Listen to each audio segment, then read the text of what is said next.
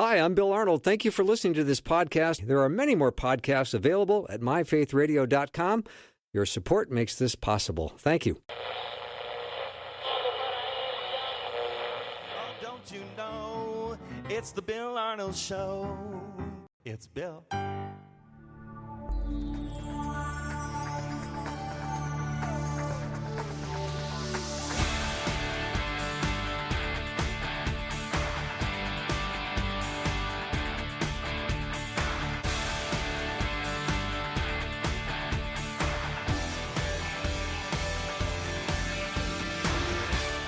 And a warm welcome to the Bill Arnold Show. Have you had this experience before? I know you have.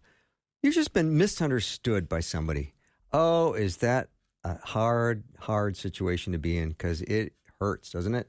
When you just feel misunderstood. We're going to talk about that and how to handle misunderstandings today with none other than a Hebrew scholar. Dr. Rebecca Rhee is going to join us for this discussion. Rebecca, welcome. Thank you for having me back. Oh, yeah. I always look forward to your teaching and all the work you do getting ready to do this show. I think you work harder than any one of my guests. Oh, well, maybe it's because I need to. Yeah, you say you've been a lifelong struggler. Well, I don't even know what that means, but I'm intrigued. It means that I'm someone for whom things don't necessarily come easy. Okay. And I find myself often in a conflicted place. And so I have to work really hard to gain understanding or wisdom or perspective. Well, and I feel like I'm kind of a sensitive person, and sensitive people tend to be lifelong strugglers. Well, no one listening would identify with that. So you're on an island all by yourself. Yes, and I feel sensitive about that. All right, let's talk about handling misunderstandings. And I know we're going to dive into scripture on this, so I'm looking forward to our discussion. Yes. Well, we're going to talk about the common experience of being misunderstood by others. And I was thinking about this and realized there's a particular kind of pain that comes when you look at yourself through another person's eyes, and what you see is a very negative image. I'll give you some examples. Maybe you struggle with your weight and you are judged as being lazy or self-indulgent. Or maybe like my autistic son, you have trouble with your speech and your words just don't come out the right way. And so other people suspect your intentions or your intelligence. Maybe you struggle with anxiety or PTSD, and other people have labeled you as crazy or oversensitive. So those are just three examples. There's tons more, but whatever the case. Those are good ones. Whatever the case, I think this is something that God really wants to help us with, even though we don't necessarily stop to think about it and ask him for help.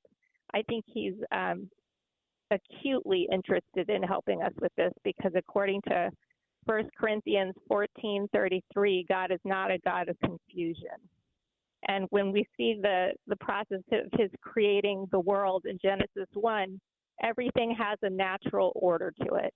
And specifically, he creates that order through speech. So the misunderstanding that we're going to be talking about today is mainly that which occurs through speech. If you don't mind, we could just jump right in and start reading the story.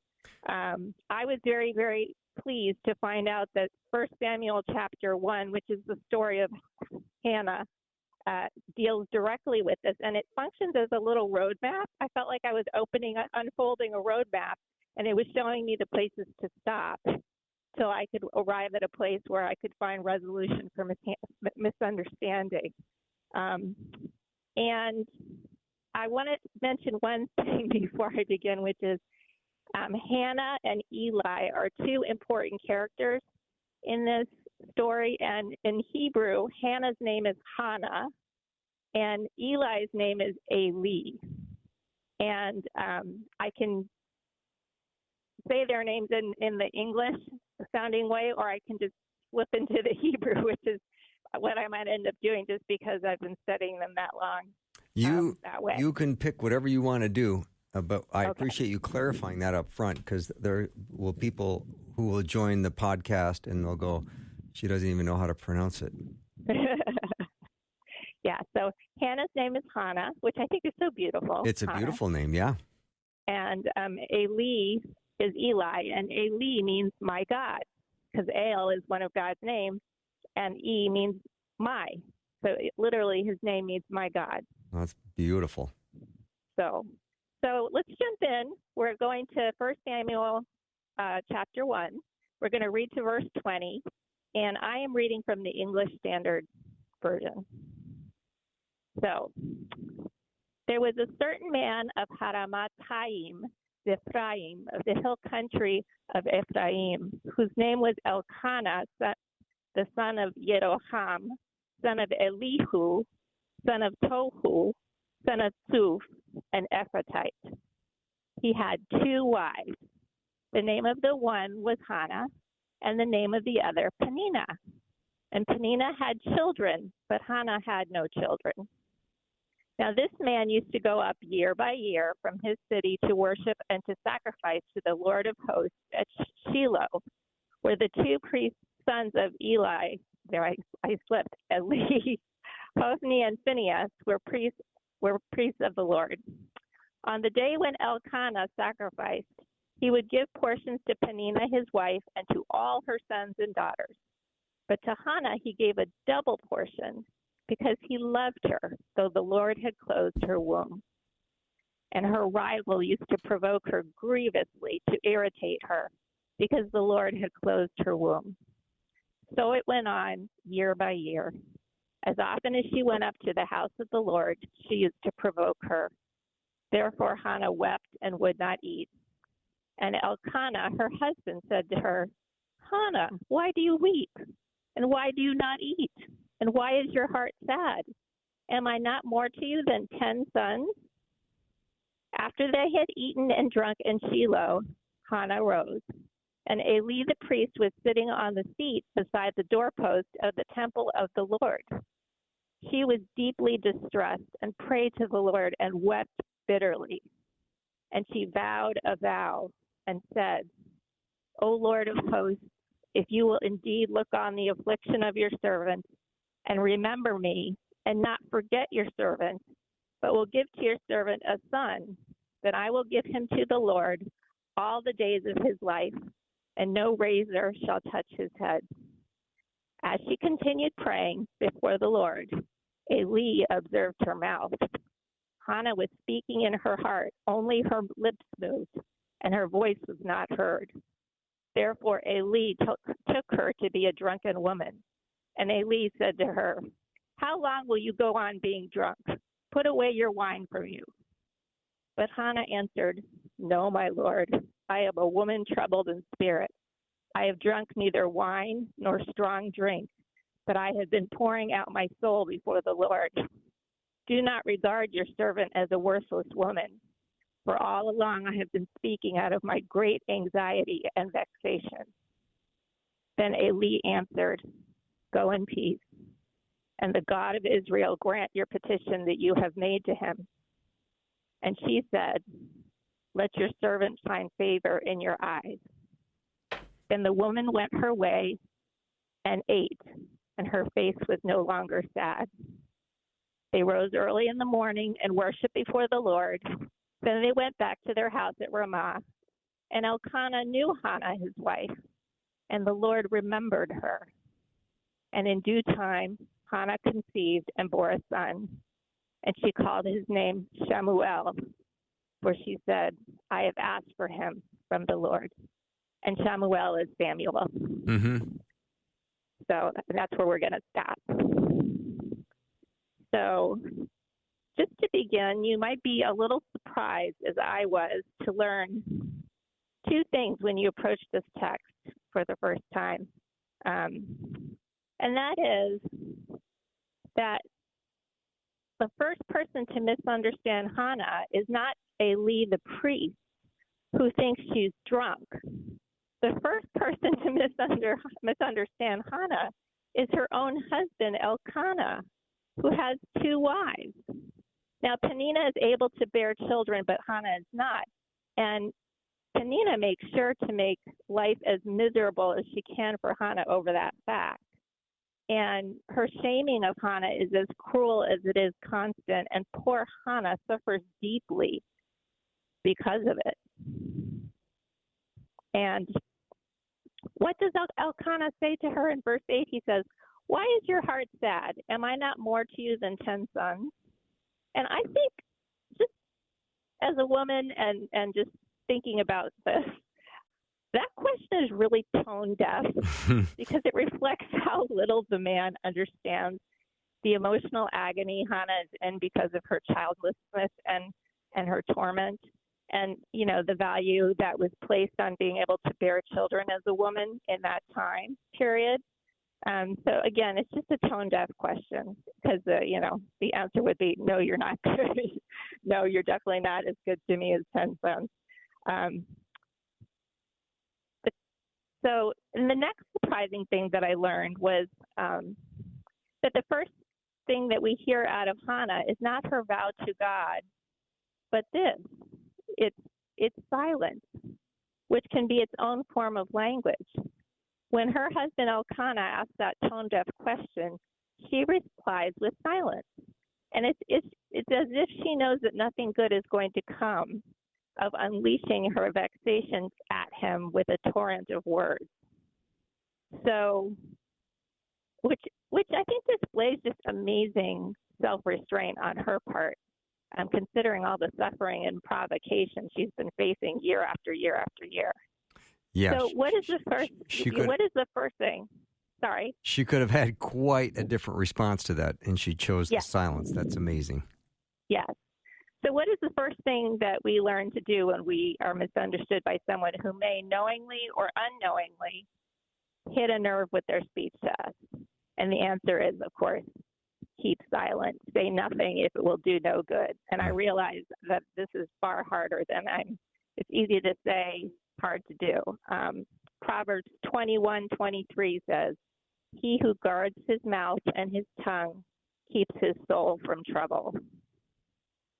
So Hannah definitely doesn't allow the pot that's being stirred to bubble over, even though she's just grievously provoked by Penina and also provoked by her husband, whether he knows it or not.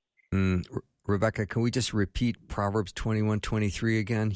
He Sure. who guards his mouth and his tongue keeps his soul from trouble. Yes. That's powerful. Yes. Powerful. And it's often the last thing we think to do. I know. So that leads us to our second stopping place along our little misunderstanding roadmap, which is if she's not fighting with Penina or clarifying things with her husband, to whom does Hannah direct her first speech in the story? And for that, we look down at verse 11. And I think O Lord of hosts, if you will indeed look on the affliction of your servant and remember me, and not forget your servant, but will give to your servant a son, then I will give him to the Lord all the days of his life, and no razor shall touch his head. So the first place she ends up going to is God. And I just found myself saying, can we say the same? The very, very first place that we go is God when we are misunderstood and provoked. 1 Peter 5:7. Cast all your anxiety on him because he cares for you. All right, there's another verse that I have to repeat because I know people are driving or they're thinking, hang on, what was that verse again? And it was 1 Peter 5:7. Cast all your anxiety on him because he cares for you. We're going to take a little break. Dr. Rebecca Rhee is my guest. We're talking about handling misunderstandings. We'll take a little break. Be right back.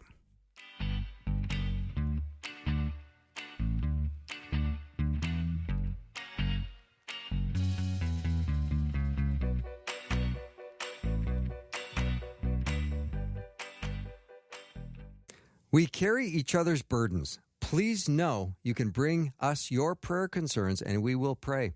Share your prayer requests with the Faith Radio team by texting or calling 877-933-2484 or share your prayer requests with the Faith Radio staff and listeners at myfaithradio.com. I'm back with Dr. Rebecca Rhee. We're talking about handling misunderstandings. And right at the break, we were talking about 1 Peter 5:7. I think it's worth saying again, cast all your anxiety on him because he cares for you. The first place Hannah goes is to God. And Rebecca's great question is, can we say the same? All right, now, as we listen to this vow, let's talk about the three things that we're going to learn from this. Well, the first thing is that, and this I didn't know until I looked at the Hebrew, which is Hannah is the first person in the entire Hebrew Bible to call God Lord of Hosts. And the word for hosts in Hebrew is Tsevaot. So she has the distinction of being the first person to use that name of God. And what does that name mean in the Hebrew? Where is it used elsewhere? What kind of context is it in? So it can be a military term when you're fighting against an army, and it could be an army of human beings or an army of angels. It could be a heavenly court. So God has his courtiers in heaven. And it could also just mean a great multitude. But whatever it does mean, and she might mean something entirely different from these three definitions that I'm giving you, but whatever she does mean when she's saying this special term, it's an acknowledgement that her barrenness begins and ends with God, that he's got total control of this situation. She has such clarity about this. Her pain doesn't seem to blur her vision, or make her run around in circles trying to find other sources of power that might be behind why she's barren. She just has such moral and emotional clarity as to, well, it doesn't matter what lesser thing is at work here. I know God is ultimately behind all of this, and so I'm going straight to him. And as she prays, Hannah frames her barrenness in terms of remembering and forgetting. And I found that so interesting because she talks as if the Lord of hosts, this almighty sovereign, has somehow forgotten her. And I don't think she means that literally. I think she means she's feeling overlooked, especially because she has a rival who's got sons and daughters. Mm-hmm. So she feels like she's overlooked. And I think that's why she strikes the bargain. If you give me a son, I will give him back to you. And I know as a special needs mom for myself, I know that feeling of being forgotten because my son has verbal deficits, quite serious ones. And so he's basically nonverbal.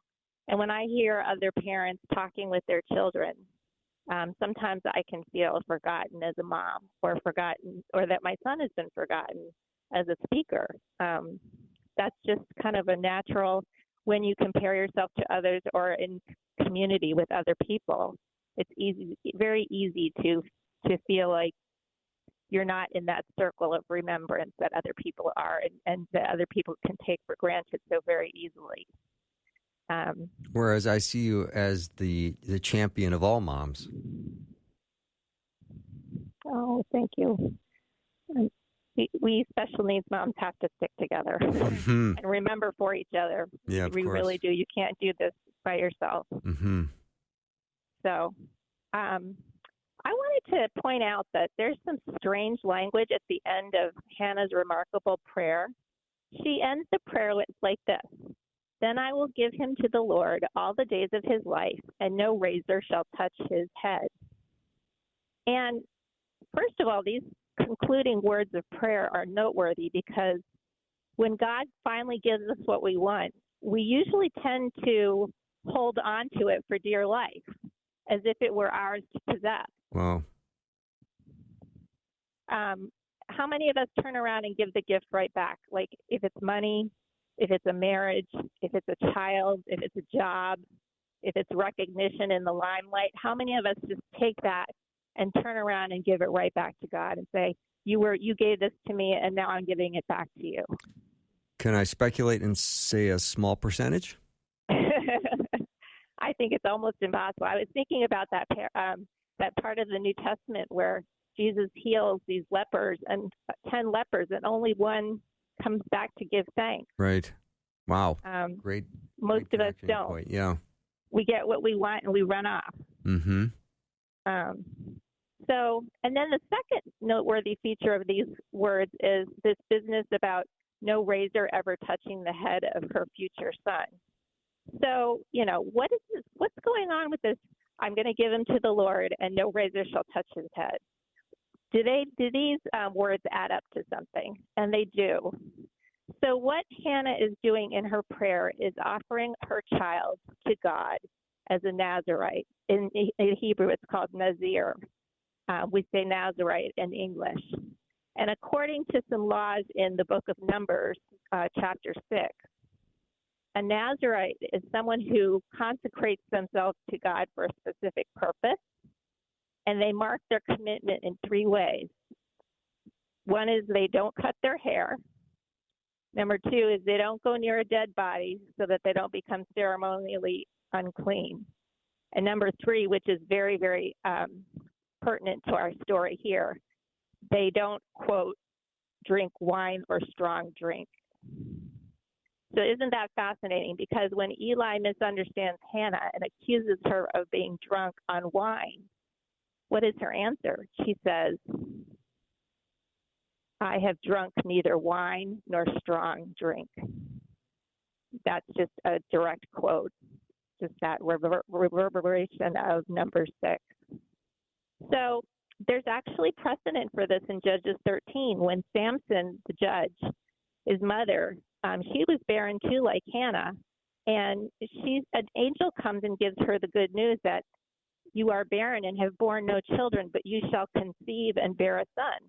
And the angel says, therefore be careful and drink no wine or strong drink, and eat nothing unclean, for behold, you shall conceive and bear a son. No razor shall come upon his head, for the child shall be a Nazarite to God from the womb. So here in our passage, it sure sounds like Hannah is being set up to have a consecrated baby in her womb, just like Samson's mother. Mm. Again, which I found fascinating. Interesting connection. Yes. So that brings us to our little third and last stop on this roadmap of handling misunderstandings.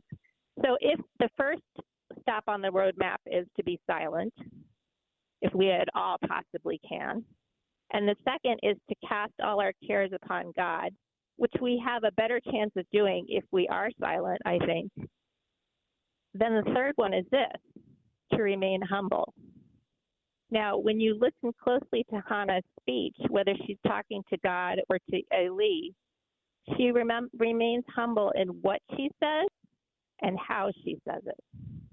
So we've already heard Hannah's vow to God, in which she calls on the Lord of hosts to remember her. Now let's take a listen to what she says to Eli when he scolds her for being drunk. She says, no, my Lord, I am a woman troubled in spirit. I have drunk neither wine nor strong drink, but have been pouring out my soul before the Lord. Do not regard your servant as a worthless woman, for all along I have been speaking out of my great anxiety and vexation. And in my ears, Hannah defends herself without getting defensive. Those are 2 different things. In fact, she does just the opposite. She chooses to be vulnerable with Eli, even though he has just attacked her, which, again, I find that eye-opening as well. Like, she makes the choice to, without getting into specifics, but to say, no, what you see here before you is a broken woman. I'm broken. Wow. And I'm specifically broken before the Lord and before you, his servant. And I don't sense defensiveness there. Do you, Rebecca? No. Yeah. Boy, that's beautiful humility. Yes, but that's how that is the shield she chooses to defend herself with, is the truth. So then again, that pesky question comes up: can we say the same? In life, do you notice when you're accused of something that pride immediately rises up in you to defend yourself? I find that I want to pull out, my little list of accomplishments. Oh, but I did well in school, or somebody else might say I make six figures, or I volunteer at all these charities, or I hold positions of responsibility at church, or whatever it is you want to pull out of your virtual resume and defend yourself with. Those are prideful things. Reminds me of that line you hear in movies often. Do you know who I am? Yes, that hits the nail on the head, Bill. But she doesn't do any of that. She simply responds point by point to Eli's accusation, and in the most humble way possible. So, two things. Notice her honorifics. Honorifics are terms that denote respect for the person you're speaking to. She doesn't say, she uses my Lord and your servant instead of you and me. She talks about herself in the third person. She uses the same honorifics when she prays to God and when she also speaks to his servant Eli. And then second, Hannah invokes that Nazirite code of no wine or strong drink, which I think when Eli heard it, it rang a bell for him as a priest. I think he realized that there was something very, very serious and sacred about what Hannah was saying, and that whatever she was saying to God came from a place of deep commitment, that she was dead serious with whatever the transaction was happening with God. She was dead serious about it.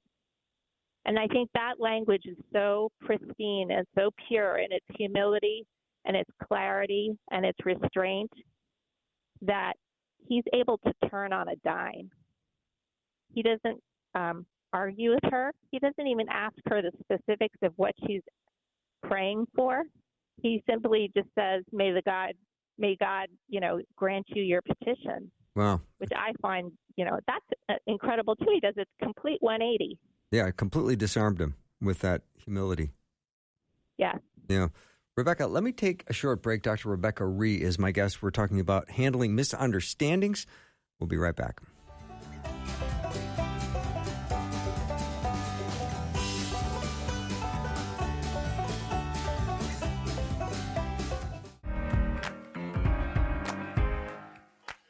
I'm back with Dr. Rebecca Rhee. We're talking about handling misunderstandings, and it seems like humility is a key ingredient because Hannah's humility certainly was instrumental in the way this situation was treated, and I think we all have something to learn from this. All right, Rebecca, let's keep going. So, again, what I heard in Eli's speech what I heard in Eli's speech when he listens to Hannah say basically two things. She uses the honorifics of respect. Mm-hmm. She uses the Nazirite language. He listens to that, does a 180, and says, go in peace, and the God of Israel grant your petition which you have made to him. And what I heard when he said that was something so heart-wrenching and beautiful, in that what he's saying in a simple yet very powerful way is saying, I see you. I see you. And how do we know that Hannah gets that message, I see you? Because if we look at, it's verse 18. She says, let your servant find favor in your eyes. So there's sort of this rhetoric of vision happening here in this exchange between Eli and Hannah of I see you, and she's like, and I see you seeing me too. This happened to me in a very personal way recently. I was recently diagnosed with sleep apnea, and my first response to this was like, oh, not one more thing. I had some chronic medical conditions, and I just thought, I don't want one more thing to have to worry about. It just is very overwhelming to me because the choices were, well, you can either use a CPAP machine, which if people don't know what that is, it's a breathing device that you put a mask over your face at night and it forces air down your airway so that you don't stop breathing during the night. Or you can have surgery. And the surgery is a very, very painful one. So we decided, my doctors and I, that we would try the machine first. And then, because that was the more conservative decision. So, but I was still overwhelmed. I mean, I know a lot of people have much more serious health issues than that. And I know a lot of people use CPAP machines and eventually, after sometimes some very long periods of adjustment, do adjust to it and find that it really helps them to get a better night's rest. But for me, it just felt like one more thing. So we happened to be having a couple come over to our house for dinner around the time that this was happening. And this was, I don't know, maybe 2-3 months ago. I said, hey, just before you guys go, would you mind praying for me about the CPAP machine business? Because I'm really feeling kind of overwhelmed about it. And, it's hard for me to find something positive in this.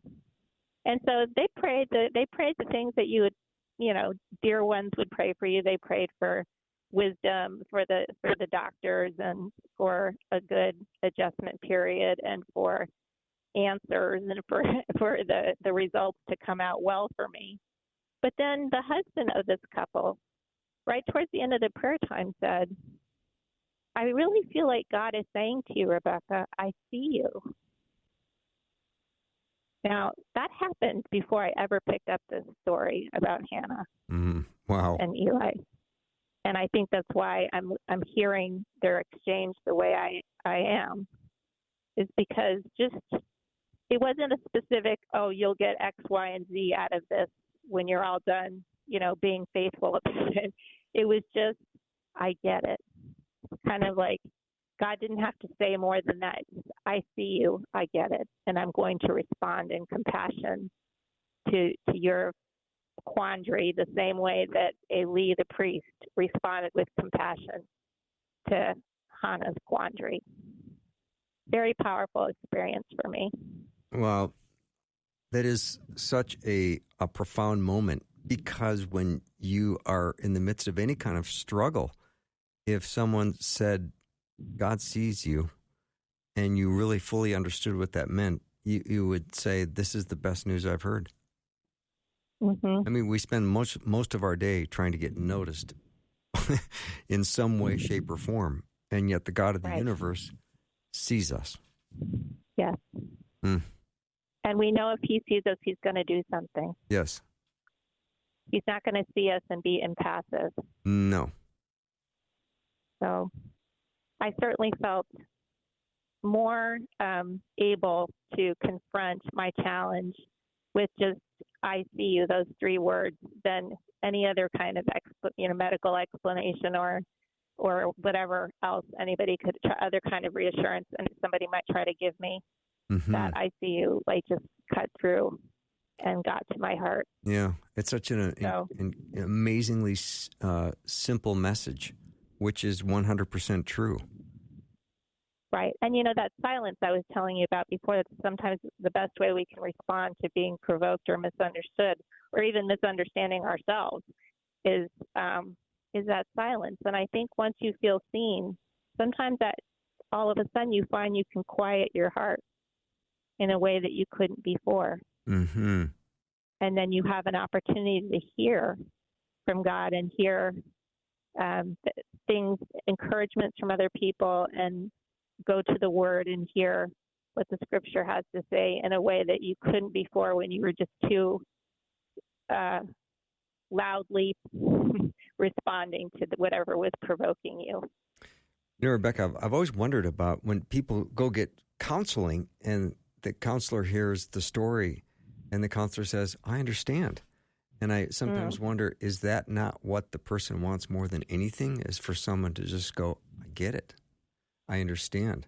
Because sometimes we share problems with people that have known us for 30 or 40 years, and we have a history with them. So they don't understand because they have a history with us. Yeah. Sometimes that objective response of seeing you is all the more valuable because it is objective. And in our story here, Elkanah is the closest person, in terms of family that Hannah has. Mm-hmm. And yet he doesn't see her. I don't know whether he knows what Penina's been doing to her this whole time or not. I don't know whether he sees how devastated she is in her heart. Sometimes those closest to us can't quite see us objectively or can't quite give us the objectivity that we need in those moments of being misunderstood. So just to go on and be a little more personable about this is I deal with this quite a lot with my son. Whenever we go into public, he's like in the public, he's about 5'6" now, 125 pounds or something. He looks about the size of an adult. And from the outside, he's quite a handsome little boy. You wouldn't know that there is anything wrong with him. He's not in a wheelchair. He's not, I'm just saying there's nothing about him that would be immediately obvious, except for the fact that he likes to run and jump in the aisles of stores, and he likes to make quirky little sounds, and he repeats himself and gets very excited, and people turn around and look and realize very quickly he's not quote unquote normal. And often I feel judged as a parent, like, why don't you control your child? Why haven't you disciplined your child? Why haven't you shaped him in a different way? And I have to decide myself, am I going to go to God with my vexation? Because every time it happens, it's like it's the first time happening again. Sure. It never doesn't not hurt when someone does that to you, looks at you a certain way. Am I going to stay humble and remember that nothing entitles me to a neurotypical child? I can't come and say, you owe me this to God.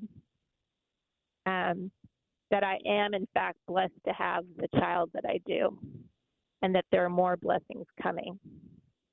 I was intrigued to see that when Hannah gets the word that, you will be, may God grant your petition, she goes away. She's no longer sad. And it says that she does conceive, but the phrase there, it says, in due time. The last verse of the text that we read, and in due time, Hannah conceived and bore a son. And later on, she goes on to bear both sons and daughters. But it takes a while. And so I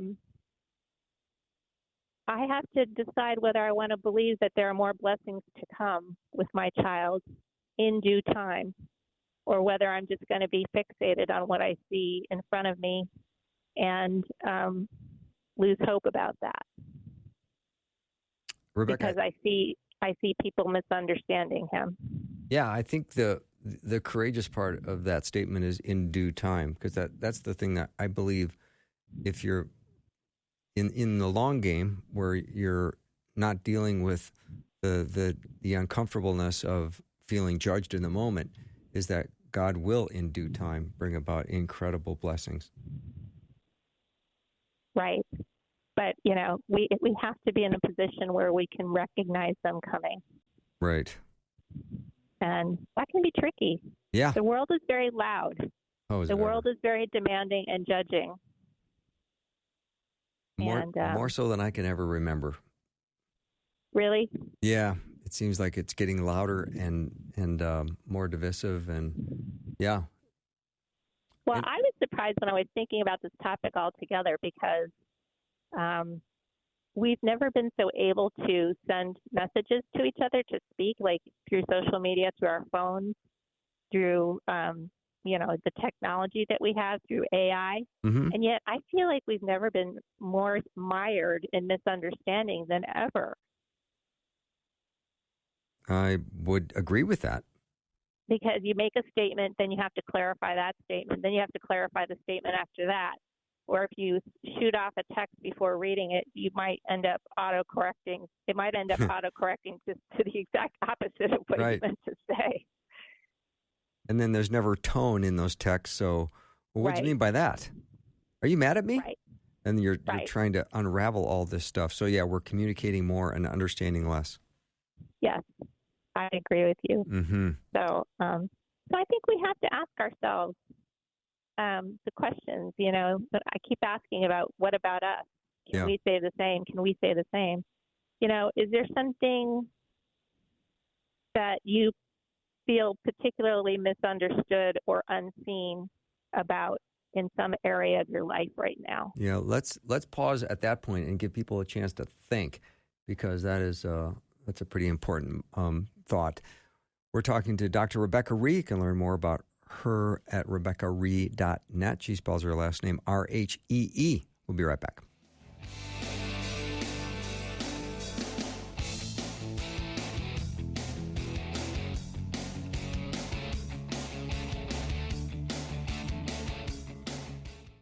We carry each other's burdens. Please know you can bring us your prayer concerns and we will pray.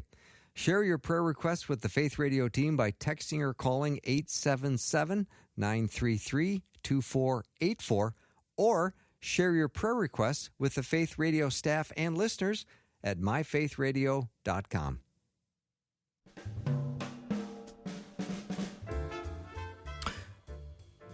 How do you do when you feel misunderstood? How do you handle that? We've certainly learned some great things from God's Word in 1 Samuel chapter 1. Dr. Rebecca Rhee has been giving us some great teaching and insights. And some of the things, Rebecca, that I'm coming up against that I'm going to have to consider and ponder is the whole question you ask about what would we do? How is God the first place we go when we are full of anxiety, when we have things in life that feel uncertain?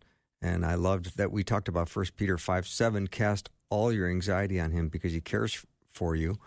And I especially love the comment that your friend's husband made about God seeing you. That is so, very, very amazing. And I think that's a great reminder for all of us that whatever situation we're in, take our anxieties to him and know that he has his eyes upon us. And that's a great comfort. Yes. And it's pure comfort. There's no caveat about it. It's just what it is in a pure kind of way, and we can hang on to it for dear life. Mm-hmm. And then the other one of the other points that really rang out for me was this whole, will I respond with humility if I feel attacked, or if I feel a little threatened? Do I defend myself? Do I race to puff myself up, or am I letting will my humility come first before any of that? And that's a big question. That I don't know how good I am at doing that. I wonder if that's something that's a matter of practice, because most of the things, you don't get good at things by avoiding them. So if we don't speak with humility or learn to respond with humility right off the bat, and we don't put it into practice, when something very provocative comes our way, what are our chances of actually responding with humility, of pulling out those honorifics, those words of respect? Right. And thinking about, the commitments we've made to God, that we want to say, Lord, I've consecrated myself to you, and I've made commitments to you that if, these prayers get answered, I'm going to respond in a specific way, in a faithful way to what you've given me. I'm not going to forget. So what would that look like to put humility in practice? So when the zinger comes, you're ready. That's not easy to do. But the great question that you're asking is, do you feel misunderstood, or maybe more so, do you feel unseen? Because I think that's a comment you made earlier in the hour, where does God see you when it comes to some of these things that you're dealing with in life, like with your son and now some of these medical things. It's like, I can't have one more thing pile on top of my already busy and stressful life, and here it is. Am I able to take this to the Lord, and am I going to remain humble about it? Because I know everybody listening right now has got some piece of themselves where they're being misunderstood or unseen, I'm guessing. And then what's the response that you're going to take? Well, and this is where it's important to clarify. When I say Hannah teaches us that our first response is to be silent, that doesn't necessarily mean you talk to no one. It means you make sure you talk to the right person and in the right way. And then you might have a chance of being seen and heard, and that person might help you to see that God is indeed seeing and hearing you.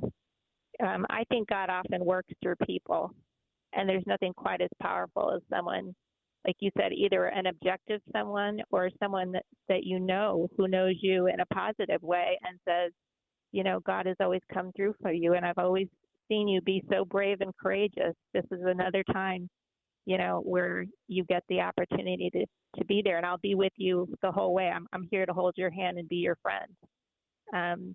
So being silent doesn't necessarily mean you tell no one. Mm-hmm. You do come and tell God. And I can't remember whether it was Elizabeth Elliot or someone else who said she often waits 3 days before speaking to another person about something that is really troublesome, and she spends those 3 days talking to God first.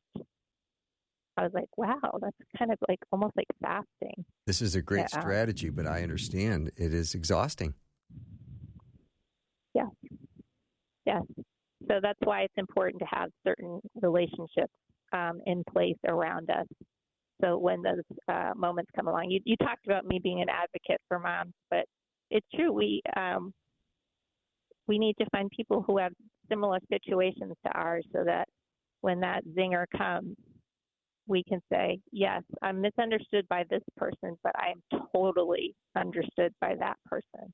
Thank God that he gave me someone who understands. Mm-hmm. Thank God that there was that person standing next to me that when I asked for prayer, who said, I see you. Wow. And totally understood why I was. He didn't think I was being, a baby about it. He just totally understood. Yeah, she's had more than her fair share. So let's pray about this. That's when he said, I see you.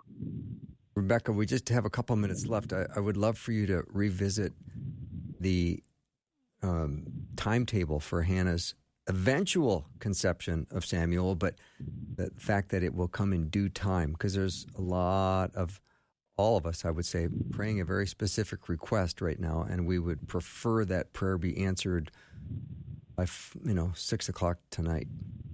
Well, it's interesting because the name Shamuel means he heard me. She said I asked for him, and then I asked for him from the Lord, and then his name turns out to be, and he heard me. I love that. So again, another sense, not just seeing, but hearing. And yes, just feeling like you can hang on because, again, someone said, I see you. Eli said to her, I see you. And then she was able to hang on. She was no longer, it said she ate, and her face was no longer sad. It was already resolved for her in some ways. It was just a matter of time. Mm-hmm. And I also just want to encourage everyone to always go first to God. That would be your very first place to start, and that was where you'd want to go. And just know that God is seeing you. He does see you. And I think that's just a great reminder. Yes. And then that gives him the opportunity to start moving in your life. Mm-hmm. All right.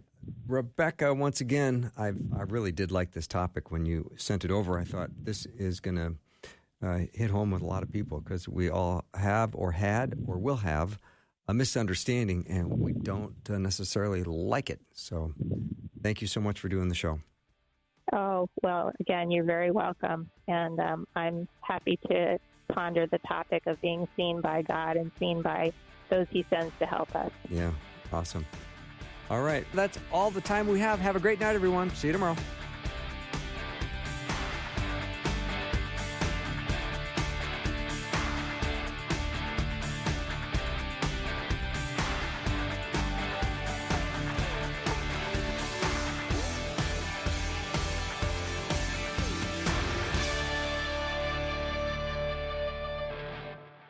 Thanks for listening. Programming like this is made available through your support. Information available at myfaithradio.com.